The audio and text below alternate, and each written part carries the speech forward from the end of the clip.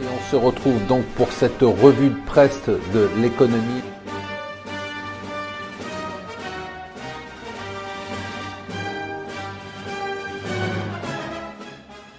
Bonjour et bienvenue sur Mon Financier pour la revue de presse de l'Écho. Nous sommes le jeudi 18 janvier. Allez, on commence par les marchés, le scoop.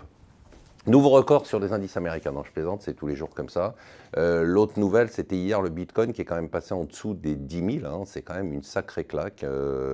On vient de 20 000. Quasiment en ligne directe et il a rebondi ce matin au-dessus des 10 000. L'autre nouvelle, elle n'est pas dans les journaux, ça vient de sortir, c'est la croissance chinoise, 6,9% plus fort que prévu en 2017.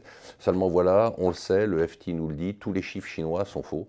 En fait, ils ont surestimé les chiffres pendant la période difficile de 2012 à 2016 et la croissance était probablement inférieure à 6% et aujourd'hui, elle serait largement supérieure aux 6,9% annoncés.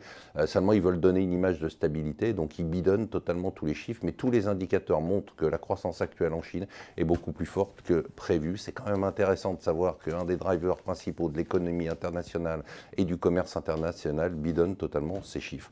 Apple, c'est un peu le faillot du jour. Apple a décidé d'utiliser, a annoncé qu'ils allaient prendre 30 milliards qu'ils avaient gagnés sur les réductions d'impôts pour les investir aux États-Unis. Ils ont annoncé aussi qu'ils allaient payer 38 milliards, mais en fait, c'est pas grand-chose puisque ça va les aider à rapatrier une partie de leurs fonds. Ça, c'est quand même un truc assez génial pour eux. Ensuite, Carlos Ghosn qui nous explique, alors je ne sais pas si les chiffres sont vrais, ils vont se bagarrer avec Volkswagen, qu'il est devenu avec Mitsubishi et Nissan le premier fabricant d'automobiles. Donc je ne sais pas si c'est avec camion, sans camion. Enfin, ils vont se bagarrer pendant des mois pour savoir qui est le numéro 1, si c'est Volkswagen ou Renault. Mais en tout cas, c'est quand même pas mal. On a...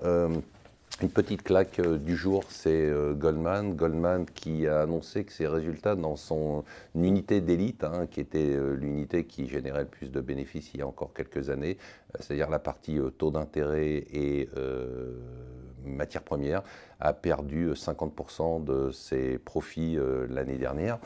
Et enfin, vous savez, Notre-Dame-des-Ades, là, ça y est, c'est décidé. Alors vous avez le choix entre deux camps ce matin dans la presse. Soit vous êtes anti-Macron et vous dites il a lâché, il a cédé aux zadistes. Soit vous êtes faites de la Macron-mania et vous dites c'est fantastique, voilà le seul président qui a pris une décision alors que les autres ne l'avaient pas prise. Voilà, je vous souhaite une excellente journée.